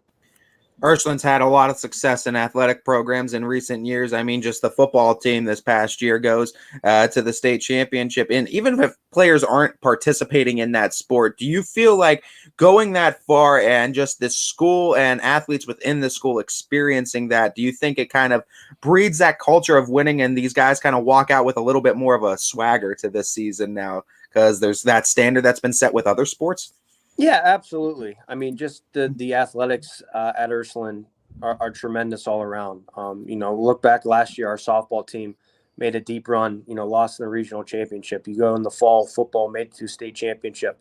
We're fortunate we have guys who are on that team, and, they're able to do weather, success and things like that. But seeing other athletic programs, kind of just seeing the joy it brings, those teams and just the confidence that you have when you're winning. It's definitely that I think it's something that our guys want. They want to strive and they want to get it going. I know our football players would love to make a deep run because, they unfortunately have a bad taste in their mouth, but, they've experienced how great of a season it can be when you're winning and when you're going far. And I think it's something that our guys, they want. It's something we're going after every day. And, like I said, we're going to have highs and lows throughout this season. It's a great start, but, we got to be ready to go on our A game, every time we get a chance to get on the diamond because we're playing a quality opponent who, their goals are the same as ours. Coach, I know when we had you on, you went down your roster, you went down your expectations, you went down the goals that this team had, and now you have a couple of games under your belt. You've had to see your teams in action in real game situations and in regular season game situations. Early on, are there any kind of surprises or things that like maybe are better than you even expected so far? Or is it pretty much the way that you thought these 2 games would go as far as what you knew you had on the roster? I mean, I don't know if we'd say surprises, but there are guys who, that have stepped up in key situations where, we've needed them to. Danny Smith came in. He's a senior who's came in relief versus JFK and versus Canton Central on the mound and has done a phenomenal job. Dylan Casey was a kid who I talked about back about a month ago who was one of the kids vying to be our second baseman and has done a great job, with his bats and just his play at second base. Like I said, Jack Erickson and Luca are 1-2 guys, every game we've played so far, and they're doing a great job of getting on base. Andrew Carilla and Trey Civarella, who started, JFK and Western Reserve this past week, went 4 innings, got strikeouts, threw strikes. So it's nice, seeing these guys on the mound, get it going early. And then we get these other guys who come in relief and do a great job. We've moved our lineup around. Like I've said, we have a lot of guys and competitions at a premium every day.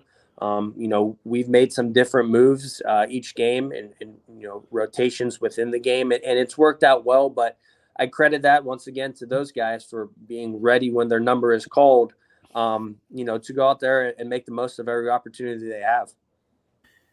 What has been the key to the 3-0 start, and what's going to be the key to continue that success against St. Vincent St. Mary's? I think first and foremost is our pitching. Like I said, we have really done a good job in 2 of the 3 games, and we settled down this past Saturday of limiting the walks.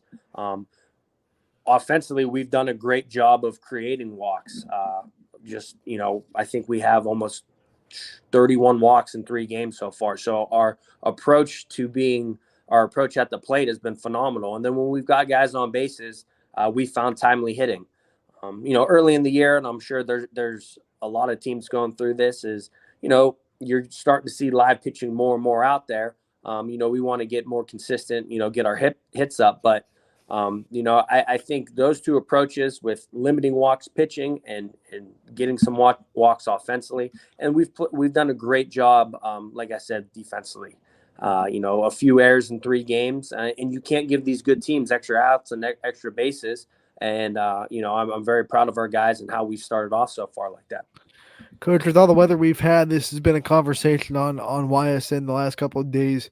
Wondering from your perspective, what's kind of the routine when you think you're going to play a game and you're ready to play a game and your guys have gotten to that routine, and then you get a phone call at like 3 o'clock that says, hey, fields aren't good enough, we can't play, or hey, we have to move this game to a different location and we have to get out of our routine. How do you handle those situations, and what kind of things do your team does during rain delays and during postponement days? Yeah, absolutely. And, first of all, I want to credit, Scene Park and the phenomenal job they do there. Any game we've had canceled there, we kind of know a little early in advance. But like I said, it is something that everyone is going through. The big thing with these guys is, we got to be ready for anything. It's just kind of the mentality we've instilled in our program.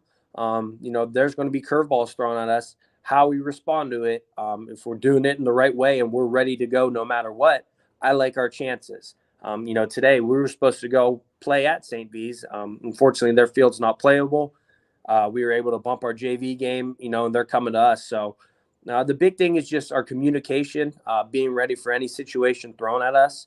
And, our kids have responded. And, any day we could get out on the diamond and play. Right now I have utmost confidence in our guys to be ready to roll.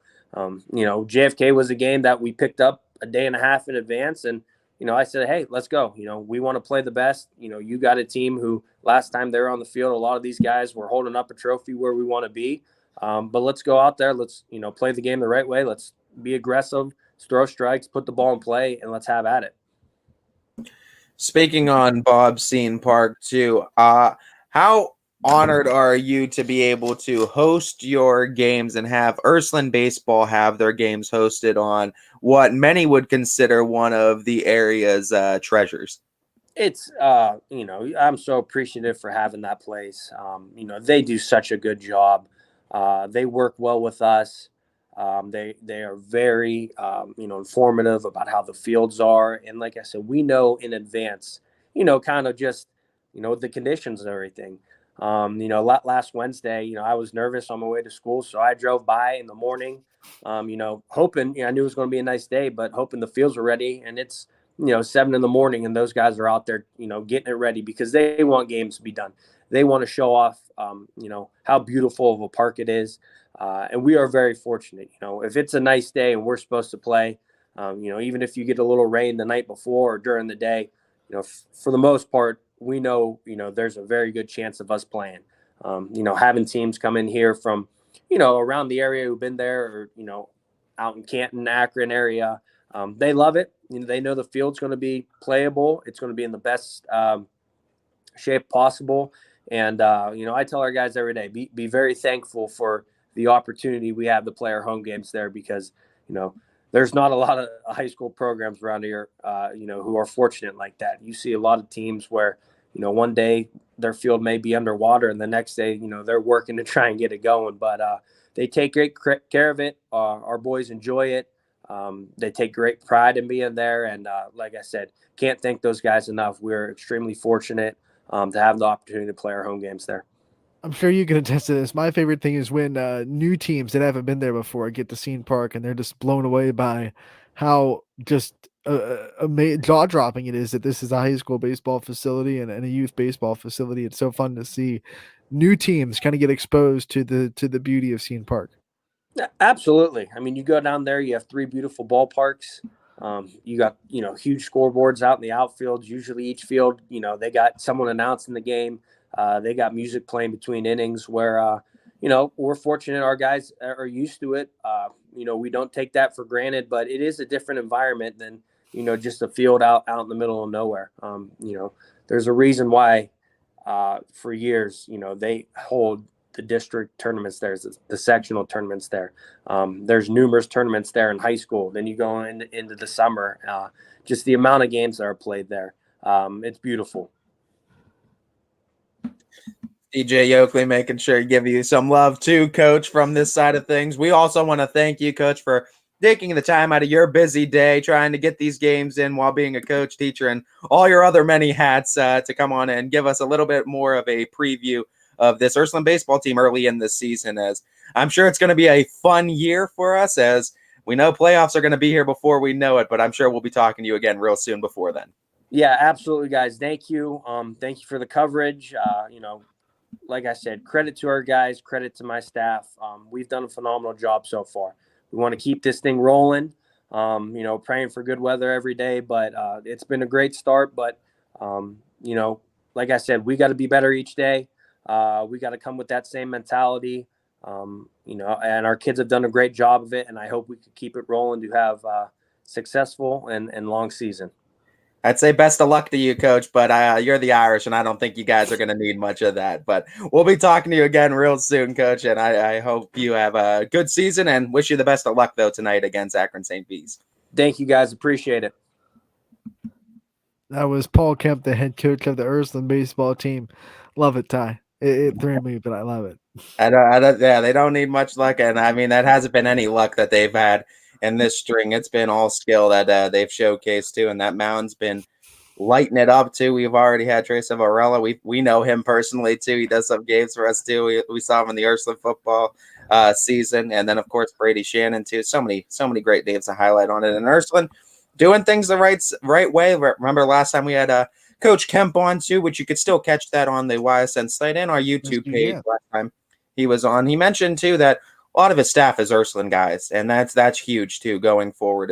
He's an Ursuline guy. A lot of his staff are Ursuline guys, and when you're really trying to put in that culture and how important this is and how important Ursuline is, and to make kids buy in, having guys that are from it, been there, done that, experienced it from the other side, and they already are carrying that love of the team, love of the school, and the traditions and everything.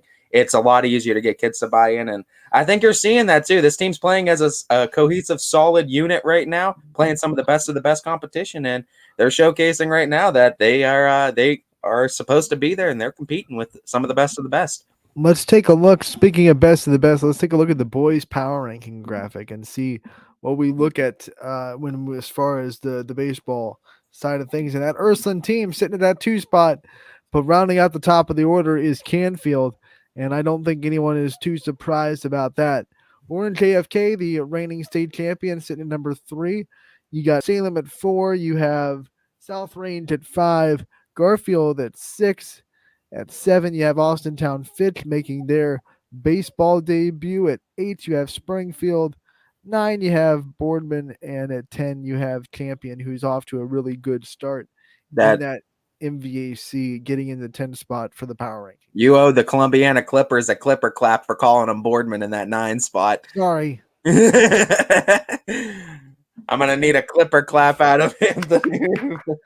I thought that My vision's terrible. That logo looked like the Spartan head to me. No, you're good. I just wanted to make sure we are all clear on that. But this baseball one, This is why I should never read off the graphics. the baseball one, I think, was the same way in softball, in the way that I feel like everyone unanimously went Fitch for softball opening week. I think we all did the same thing with Canfield. And how can't you? I mean, even with the one loss that they've already experienced in the season, the competition that they're playing and the levels of talent that is housed on this team right now, it is so hard not to put them at the number one seed. But you know who also has a pretty damn good team? The guy we just talked to, his team. And he deservedly too, Ursuline number 2. And you know what? A lot of years, Ursuline's probably number 1, highlighting this list. But with Canfield having the amount of D1 talent that they have on the staff right now, and guys that can go D1 that are just not, like they are ridiculously talented. Top down is Canfield, and I mean, them and Ursuline 1-2. What else can you say? That's baseball. And then you have the defending state champs in D4 rounding things out in the top 3. I mean, look, the top 4 is just star-studded. Like, right? I mean, big names everywhere. And then you have that 5 spot where, you know, that the South Range, everyone knows what they're about. They have Billy Skirpak still doing things on the mound. Lost a couple of college players to graduation, but everyone kind of understands what South Range is at. Garfield, what a start to the season they've had. They've kind of snuck into that 6 spot in the first year we've been covering them in baseball. So a lot of people haven't had the chance to see Garfield live, but that's straight up respect from the scores they've had. I mean, you look at the 2 games against Liberty, they won by a combined 34-0. That's just straight respect, putting them at 6th spot. And then obviously Fitch, big names. We know what they're about. That's why they get on. Springfield, another, we've had conversations about it. We've already got some discussions on social media. That's a hot topic to see Springfield on that list. But they earned it with their name. You know, they got the 18-4 win earlier in the MVAC. They're going to be at the top of the MVAC at the season, and they're going to be in that conversation. And then you have Columbiana right below them. And I'm sure those 2 teams will be vying for those 1 and 2 spots and be right next to each other as the season goes on. They're both in, I believe, Springfield's still Division 3 in baseball. Columbiana 4. All I'd have to say about that too, if you paid any attention to this list in basketball season, no spot is safe. No. From number 1 to number 10, these are placeholders for a week. You earn your spot each week. And I mean, Springfield, yeah, it might be because of name too. We saw it too. Champion only played 1 game in the softball round, but they're going to make the list either Champion way. has played, I think there are 3 games in for the baseball year. And one of the big names when you talk about Champion baseball that I've seen a lot and that's going to be talked about, Joey Fell is having a really great season for the Flashes so far. And he's gonna be a big reason why they continue to succeed this year. Yeah, absolutely. And there's some other teams obviously looking in. Crestview, I think, is one that I put in at somewhere in this list too that I think is looked really good in their first couple games of the season. They're going to be tough too because they got to play these champion teams of the MVAC Gray. They got to play the Garfields of the MVAC Gray. So I think that's going to be a good baseball conference. Obviously, Fitch and Canfield due to square off in 2 games in the middle of May. Poland got some softball, baseball votes. They're one of those ones on the outside looking in. Mooney got some baseball votes. DJ, emphatically, Boardman got snubbed, period. Boardman got, well, maybe that's why I thought they were on the list. Yeah, maybe you thought. I think Boardman is going to make a lot of people realize why they should be on this list. Win or lose against Canfield, I think the way that they play against Canfield is going to prove to a lot of people why they should be on this list. And I think, too, with the level of talent we see in the AAC with Fitch, Boardman, and Canfield this season alone, not to mention Howland is not a pushover team. Harding will still compete. It's a tough conference this year. Here's something that's interesting, Ty. Mooney's not on this list, but they beat Springfield 12-9. Yeah. We'll see, too. I mean, this first week is going to get wild. And honestly, with the baseball and softball realm, you can see upwards of possibly 5 new teams enter in the conversation by next week, too. So definitely going to be a fun discussion as the season winds down. And going into week 2, there's a lot of teams in the hot seat right now on both sides of things where your spot is up for grabs, and there's a lot of teams grabbing.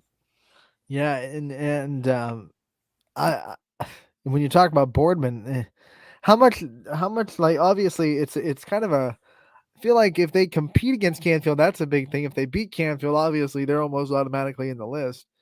So how do you gauge playing a team like Canfield for these teams that do end up having Canfield on the schedule? I mean, how much does a loss against Canfield really hurt you compared to how much a win really helps you? I mean, it's going to be really interesting to see how our voters handle matchups against teams like the good Canfield, thing- teams like Ursuline. The thing is, any of these teams that play Canfield, and honestly, there you go. DJ bringing out the truth. Mooney not on the list. I did. I didn't have Boardman on my list this week either. And I watched them beat Chardon. I watched them beat the Hilltoppers in a nice comeback victory, and I was really impressed with that. I think, though, when we talk about Canfield, and I think when we see a lot of these teams that are going to play Canfield, and decent amount of teams locally are, when they play Canfield, it's going to be kind of that measuring stick game for a lot of them. And if you compete and lose against Canfield, is that a bad loss? If it's a 5-3 loss against Canfield, right, are we considering that a bad loss? But now if it's 12-0, 14-0, or 14-2, 14-3, and there's a considerable gap. I think, one, that builds Canfield's resume as why they deserve to be the number 1 spot, and 2, it's going to definitely send some teams sent packing, I think, in certain scenarios out of these power rankings lists, especially if we're going to see teams that maybe lose to Canfield in a closer margin than teams that got blown out by them. I think when you look at these teams at the top, they're good for measuring sticks for the rest of the list. The other thing is, it's going to be a 2-game set with Canfield if you're in their conference. So it's like, if you'll lose to them once, 12-0, but then you compete with them the next game and you lose to them 5-4, which one do you really take more stock in? Baseball is so fickle. How much do you really like one game? I feel like the weight that one game carries in baseball and softball is going to be a lot different than one game in basketball. We talked about when we talk about the power rankings. We talked about the schedules too and how they're going to play favor in certain situations. We said for softball, for Fitch, we're going to have to plead our cases for Fitch because a lot of these teams that they're going to play on the softball side of things aren't YSN teams affiliated. On this side, though, for the baseball side, that's not the case at all. Looking at it, I believe Fitch has Columbiana, South Range, Ursuline, and Canfield all on their schedule right now. That's 4 teams right now that I'm looking in the top 10. How Fitch does in those, if Fitch comes out 3-1 in that, do you put Fitch in a top 3 spot then if they're beating those kind of teams? I mean, that's going to be interesting questions because a lot of these teams are going to play each other. South Range is another one that plays, I believe, a lot of teams on this list. On the flip side, Canfield's a team that plays a lot of out-of-market, not YSN teams that would probably be on the list if they were. I mean, I know they already have a loss on the season. Teams that they're going to be playing that would probably be on like the list. Walsh Jesuit would be, top 3 if they were on this list, and they're the one loss on Canfield's schedule. They've already played Strongsville. We got all that right this time. We have to address the fact that Mohawk's on the outside looking in from the PA side of things, and PA can still make their debut. And we got to also make sure we're tuning into the PA side of things too, because a lot of us that are under the OHSAA rule might not be too apt to the PIAA ones. But yeah, Mohawk, from what I've understood, they're having a pretty hot start to the season. They received some votes for this upcoming power rankings, or this last power rankings, and I think they're probably going to be receiving some votes in the next one as well. You look at, I was just going to bring that up. Canfield versus Salem, Canfield, Boardman, Canfield, Fitch is right around the corner, and that's huge too. And having those games, obviously too, Canfield having conference games against really good teams such as Fitch and Boardman is going to help too with their stock in this. Walsh Jesuit is ranked number 1 in D1. Yeah, and that's their only loss. Right, and it was a very close loss too. It wasn't like that's their only loss in the season. Like, that's what I'm saying. You can't put too much stock in the fact that they have a loss. That's what I've already said. They've played the best of the best. and they're coming out on top of a lot of games in the best that they've played. Not to mention they're going to Myrtle. They're going to be playing a huge series down there of games. It's going to be a madhouse for sure.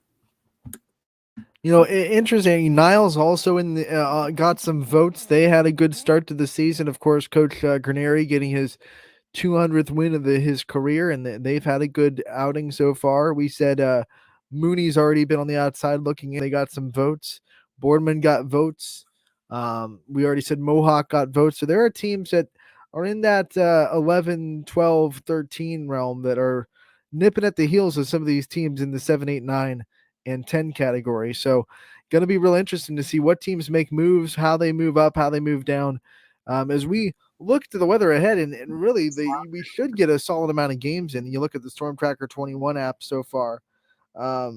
Today looks amazing. We're going to get games in today. The high is, 63, and no rain in the forecast at all for today. So most of the games should happen. The only thing that I can see keeping a game off is field conditions, but it didn't even rain that hard yesterday in most spots. So Storm Tracker 21 app has the high of 59 and a chance of rain tomorrow, but high of 66 and chance of rain tomorrow. I'm sorry. High of 59 and no rain on Thursday. Small chance of rain on Friday with a high of 50. So, I mean, a lot of games should be getting in this week. So, I think there's going to be a lot of chances to move. Whether you're moving up or down, that's yet to be determined. Yeah, absolutely. And like we said, every spot on this list in front of you, I don't think any of them are secure. And that's including Canfield. 16 games tonight on YSN. Huge, too. Huge in the baseball, softball realm. That these kind of numbers stays with you, too. Double digits through every season so far. We're continuing to hit double digits in games when on pretty consistent weekly basis, I think, on certain nights. Pop our faces back on. But, yeah, it should be fun this upcoming season, no doubt. 16 games on tonight. We'll go over those. We'll go over the picks and what games are happening tonight and all that beautiful fun stuff when we get back on Running Point. We're going to take another break. This is Running Point, brought to you by Greenwood Chevrolet in Austintown. New things happen all day. Some are good, some not so good. In today's complicated world, while you're busy working, playing, and living life, we're busy helping you make sense of the day's news. And there's only one place where it comes together with clarity, context, and accountability. It's 21 News at 6 with me, Madison Tromler, and Derek Steyer. 21 News at 6. It's what the day's news really means to you. Welcome home to a home made homier with Baird Brothers Fine Hardwoods. Inspiration starts at BairdBrothers.com and is turned into reality when high-quality hardwoods are delivered right to your home. Baird Brothers has the latest design trends, shiplap and skinny lap interior siding, antique oak rustic flooring, and, well, you'll find them all at BairdBrothers.com. Ordered easily, delivered conveniently, enjoyed comfortably. BairdBrothers.com. At Greenwood Chevrolet, shop with confidence knowing we're ready to go the extra mile for you. With the largest selection of used vehicles in the Valley, backed by the Greenwood Advantage Warranty. Every one of our vehicles has undergone our own 126-point inspection, so it passes the most important inspection, yours. No other dealership has the extra inventory, gives you extra for your trade, and goes the extra mile for you. Only at Greenwood Chevrolet. WRS Wealth Advisors, the area's premier wealth and retirement specialists. Located on South Avenue in Boardman. Quality, customer service, and integrity. Those are the 4 words that have driven our success since 1957 at Joe Dickey Electric. Joe Dickey Electric is one Mahoning Valley landmark business that stays current with the requirements of our customers. Family owned and managed, we are an electrical contractor and energy solutions provider. Every member of our team adds to his or her skill set through ongoing training. Residential, commercial, industrial, automotive, and more. We keep ahead of the needs of our customers with a fleet of more than 50 vehicles and 24/7 emergency service, so you're never left in the dark. Welcome back to Running Point on ysnlive.com, brought to you by Greenwood Chevrolet in Austintown. Anthony Hartwig alongside Ty Bartell. As we go into the final stretch of this Tuesday edition, and as DJ said in the comments just a minute ago, we have 16 games on the network tonight when you talk about baseball and softball. We have plenty of more happening as well that we're going to be able to pick here today. And Ty, I don't think any of the games that happened yesterday we split on, if I'm not mistaken. So we should be sitting at the same score. I believe we're sitting at the same score. Whoa, yeah. your camera just got bumped up. I'm looking at your ceiling. I know, my bad. Behind the scenes glimpse into the prison cell. Yeah, we just split on Boardman Canfield softball yesterday. Right, which did not happen, but is happening today at a different, it's at Canfield today. They'll make up that game at Boardman tomorrow. So let's on Wednesdays. Just start at the top. Once again, YSU YSU baseball is playing Ohio State today. 6:05 first pitch with Richie Giuliano on the call. You do not want to miss that. Jake Gehring, Lane Rhodes, let's go. Both former YSN players, both great young men, and that'll be a fun time at Ohio State with Richie Giuliano. Yeah, no doubt. We move on to high school baseball. We're just starting at the top of the list, Ty, and since you still have the hold of the ball with your win over the weekend and no splits yesterday, you get to defer or take Ursuline getting Akron St. Vincent St. Mary at Scene Park. This is going to be at Scene 2, 5 o'clock first pitch. I will take it, and I will take Ursuline. Eric Hughes on the call, and I will take Ursuline as well for this one. As we move on to Hoban at JFK, Ty, you're going to be calling this one from Warren. And 5 o'clock first pitch, my first pick this time, and I'm sorry to rock against the banner this one time, but I'm going to take Hoban to take this one. Got to pick up some points. I'm down. I'm going to take JFK. All right. Split on that one. I thought you would, so I thought we'd give some JFK some love, but also get some opportunity for myself to get some points and get back into this game. Canfield at Boardman. DJ Yoakley will have the call for this one. 5 o'clock first pitch. This one's still happening in Boardman like it was scheduled to yesterday. Give me Canfield. I'll take Canfield as well. We have Central Catholic at Louisville, and it's going to be Rob Roberts on the call. My first pick, I'm rocking for the banner this time, and I'll take Louisville. I'll take Louisville as well. All right, we have East going to Cardinal Mooney, Scene 1, 5 o'clock first pitch. Alec Caberna on the call. It is your first pick. I will take Mooney. They look good in their last couple games this past weekend. Give me Mooney as well. I think they'll be fine in there, and I believe their first Steel Valley Conference matchup of the year. LeBray will be hosting Garfield. It'll be Noah Ricks on the call. 5 o'clock first pitch. I believe it's my first pick, and I'll take the G-Men.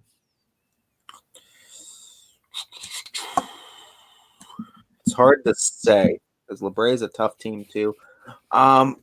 Garfield hasn't allowed a run yet. Give me G-Men. The G-Men.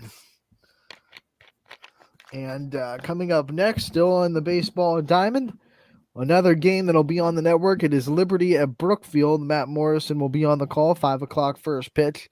I will take Brookfield. Yeah, I'll take Brookfield as well.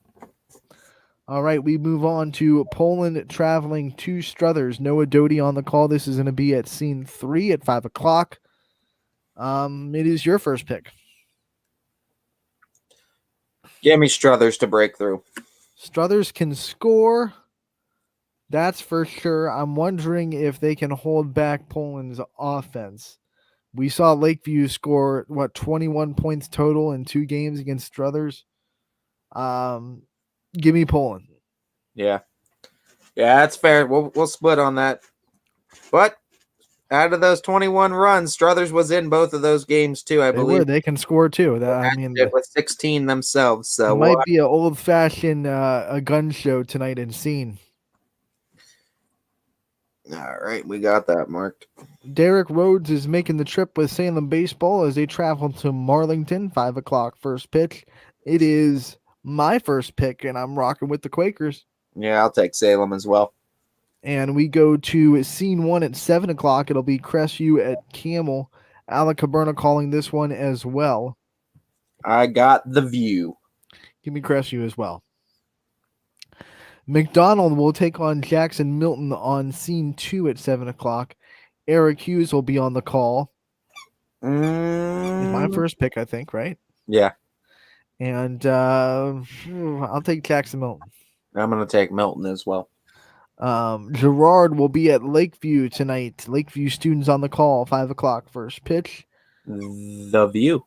Give me Lakeview. This one not on the network, but is happening. It is Edison traveling to Heartland Christian. This will be at the next level in Unity, Ohio. 5 o'clock first pitch. My pick, your pick. It is my first pick, and I will take Heartland Christian. I got Edison. All right, we'll split on that. Champion will travel to Newton Falls tonight. First pitch is slated for 5 o'clock. Champion. I'll take Champion 2. Hubbard will travel to Jefferson on the baseball field. 5 o'clock first pitch. I will take Hubbard. Haven't gotten a chance to get a good look at Jefferson yet. On the baseball field, I'll give it a split. Give me Jefferson. Why not? All right, we'll go to Latonia at Columbiana. 5 o'clock first pitch. Give me Columbiana. Yeah, I'll take the Clippers too. And last but not least, this one should be a fun one. Niles has had a good start to the season. They'll test their proverbial. Anthony I died. tried to hold that back. It just would not be held. So I apologize to that. But Niles at South Range tonight for the baseball. My pick, your pick. My pick. I'll take South Range. Yeah, I'll take the Raiders as well. All right. We split on a quarter. Let's move to softball tonight. This game will be on the network, and it is myself on the call from the Field of Dreams complex. It is Cardinal Mooney taking on a Maslin Perry team. Won a state championship last year, but they are off to a 2-2 start this year, so they're trying to find themselves a little bit. Maslin Perry is Mooney hosting Maslin Perry. I believe it's your first pick because I picked South Range first. So who you got in this one between Mooney and Perry? I got Perry. You got Perry?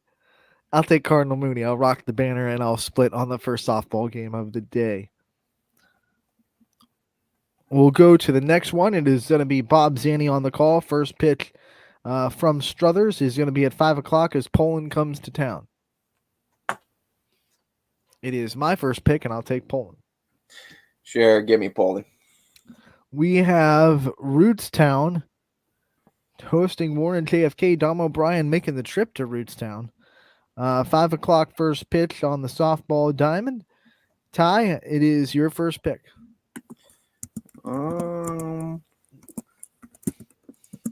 This is actually Rootstown's actually right down the road from me too. And if my memory serves me correct, I know the baseball team is really good for the Rovers. But do they have a solid softball program?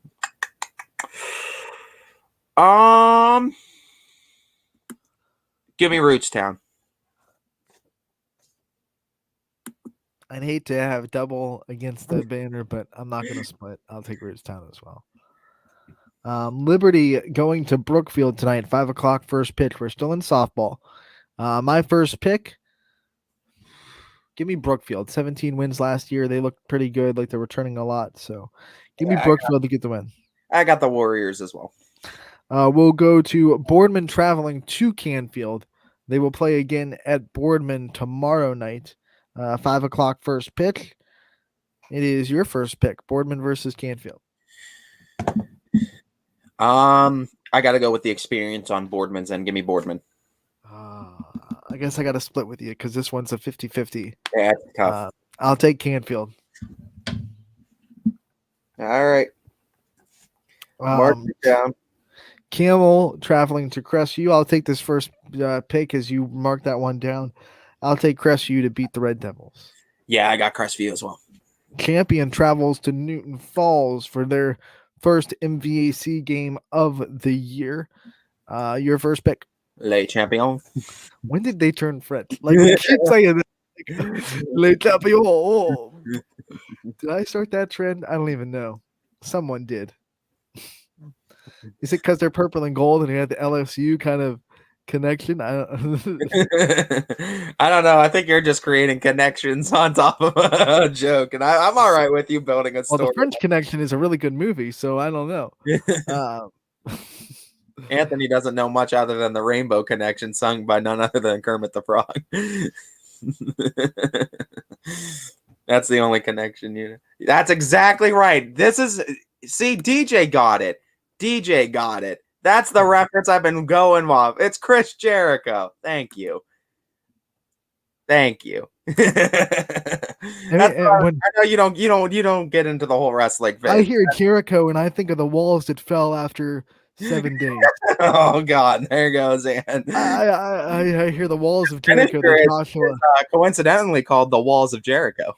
It fell to Joshua and his army in the Book of Joshua. I think. No, oh geez, that's wrong. Yeah, that's his name is Chris Jericho. Yeah, okay, cool. He started it. That he was the late champion. Was he French? That's my pick. That is my pick. Champion. Was he French? I picked champion.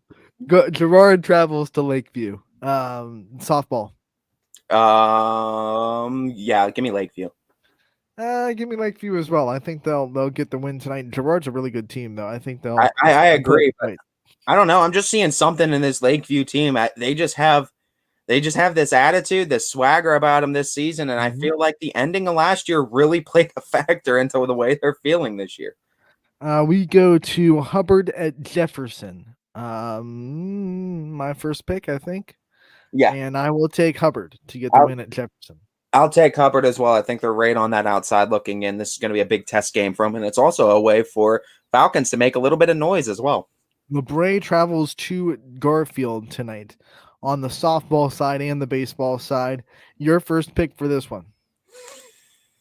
This is tough because LeBray is usually a solid squad. Garfield's good. This is such a split-worthy game. Who's home? It's in Garrettsville. I got to go Garfield if that one's at home. Yeah, I got to go Garfield at home. I'm not going to split with you. I'll take Garfield as well. Marlington traveling to Salem. This is a Marlington team that almost got a big scare over the weekend. They almost lost to Carrollton. And this is a Carrollton team that West Branch beat 17-2. Don't know what's going on with Marlington, but sometimes, you don't have the same team you brought back a year ago. Yeah. I know Chelsea Evanich is not playing on that softball team that I hear. That's a big loss for them. But still, they go to Salem. Salem's a 2-win team. Is it my first pick? It is my first pick. You know what? Screw it. I'll go with the upset. I'll rock the banner. Give me Salem to shock the world and take down Marlington, last year's EBC champions. I almost want to jump on the train with you, but come on that quicker train with me. Let's go. It's such a split-worthy game, and I know you're scared of losing runs. Come on, let's go. Get on that train. Get on it. Get on it. Simple fact that we had Riley Troy on, and Eat that oatmeal. Come on. Yeah. Yeah, give me Salem. Give me Salem. Softball at some point moved during the show, like it always. It always moves. So let me put that back. OCD coming into play. So you'll take Salem too. Love it. Good job, Ty. McDonald at Jackson Milton tonight. Your first pick. Blue Jays. I haven't seen McDonald yet, and I know they're trying to fill the hole of Bree Callow in the circle. I don't know what they're doing for that. I know they were still a solid team, and it takes a team to be that good. But losing a pitcher like that is tough. I'll split with you. Give me McDonald. Dun, dun, dun, dun, dun, dun, dun. Hey, Anthony, give us a drum roll. Reminder that tomorrow marks the return of the Salt Facade, the famous swing and guru of golf. Brian Tolnar will be on Running Point tomorrow to kick off the upcoming golf season with us and just Mill Creek in general. And Ant, you're going to have a chance to have Brian Tolnar on, and that's going to be great to have him on as the return. We've been long awaiting Brian Tolnar's return, and we finally get him back on Wednesdays on Running Point. Awesome. Can't wait. So It's that's been too long. Paired to with the rest of the guests that we have coming on this week, some all-stars that have been a reoccurring guest on YSN. Of course, we said Richie's going to be on Thursday's show to kind of highlight these next two games tonight and tomorrow night as well. We have Jake Coral coming on Thursday. We're going to probably try to get Joe Paris snuck in there before the Friday game with Fitch. You have Salem Tennis, I believe. Yep, Salem Boys Tennis on Friday. Keith Parker, the head coach over there, is going to be joining us. So we're going to, and then we got golf with Brian. So a lot of sports going to be covered in these next few days. So stay tuned with us. And of course, we're going to be keeping up with all the baseball and softball games in the area as they get moved, changed around. And of course, we'll have our scores and picks daily with those as well. The next game, Mineral Ridge will be taking on Lowville at Lowville.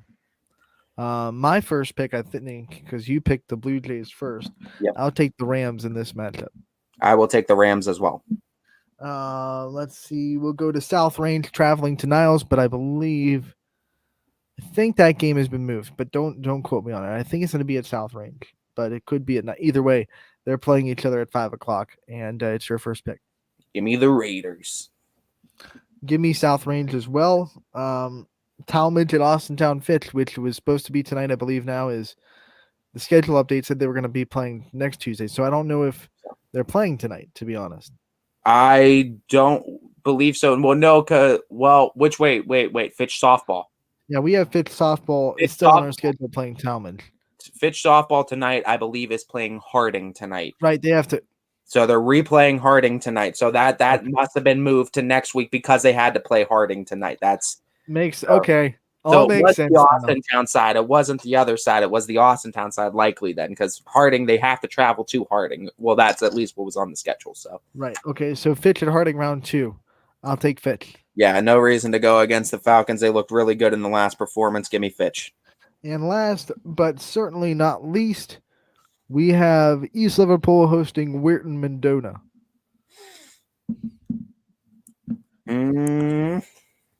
That's a West Virginia team, if I'm not mistaken.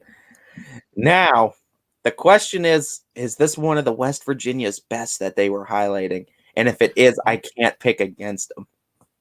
We just got information to us right on Twitter. Jackson Milton softball tonight has been canceled. So that pick is, we split, but it's not going to happen. Axed. Unfortunately. But in this one, I guess give me Weir. Yeah, I'll go with Weir too. If that's one of the better ones that we were talked about in the West Virginia realm, I guess I have to go with them. Yeah, I don't believe we picked this, but I see that it's happening because it just got thrown on our Twitter news feed. West Branch hosting Carrollton tonight. 5:00 first pitch. My first pick, I think. Yeah, it is. Bo Alazas will get the start. I love West Branch. They're always putting their starting lineup and who's going to get the start beforehand. So Bo Alazas will be on the bump for the Warriors and give me West Branch to get the win. They've looked really good to start. I got to go West Branch as well. All right. So that's all good. And I think that'll do it for our picks. I believe we've hit everything. Baseball and softball from Waterloo, Muncie, and Springfield yesterday will be made up on Thursday. Want to clarify that. Some other schedule changes that we saw.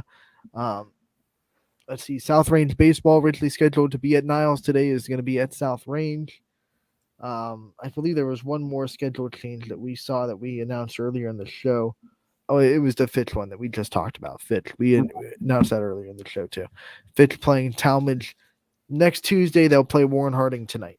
Yep, and tomorrow's show should still be good for you. You got Brian Tolnar making his return, and Scotty also making his return, I believe, as well. I think Scotty's gonna. Well, Scotty's gonna be pulling duty for you because you're gonna be down in Austintown Fitch covering their signing day, if I'm not mistaken. Yeah, if everything goes to plan, there's going to be a decent amount of more coverage of the Austintown Fitch Falcons coming up for Running Point and for the website ysnlive.com coming up this week. So stay tuned. It's going to be a big day for me on Wednesday. You'll see me out at Austintown though, but Anthony's going to hold down the fort here, and my man Scotty's going to be coming back as well as my man Brian Tolnar. So a little bit jealous you get to party with the golf guru himself and Brian Tolnar, and with Scotty, of course, the legend. But it's going to be a good day for Wednesday's show tomorrow for you, Anthony, and I'm going to get some work done for as far as the football signees and our YSN coverage map with the Falcons. And tomorrow, what I'm most excited about is we get to kind of get into that brand new studio that I know everyone's seen on social media. We get to get in it for the first time. We'll have our Running Point set in a new spot. We're going to have that new floor. We're going to have that featured. It's going to be real fun to kind of, I guess you would say, christen the studio with Running Point. So looking forward to that. And all I've seen is pictures, so I can't wait to actually get in there and see it for myself on how that new studio kind of looks. Yeah, no doubt. No doubt. It should be very fun, very exciting as continue to grow, evolve, get better, and keep expecting more from YSN. Like I said on socials, and I'll say it again, we're in the stratosphere now, and we're only going up. So we got a great week ahead, and as far as tonight, we have 16 games on the network, 13 baseball, 3 softball. And make sure you tune into all of those. You can head over to ysnlive.com/live to find a complete list of the games that we have covered.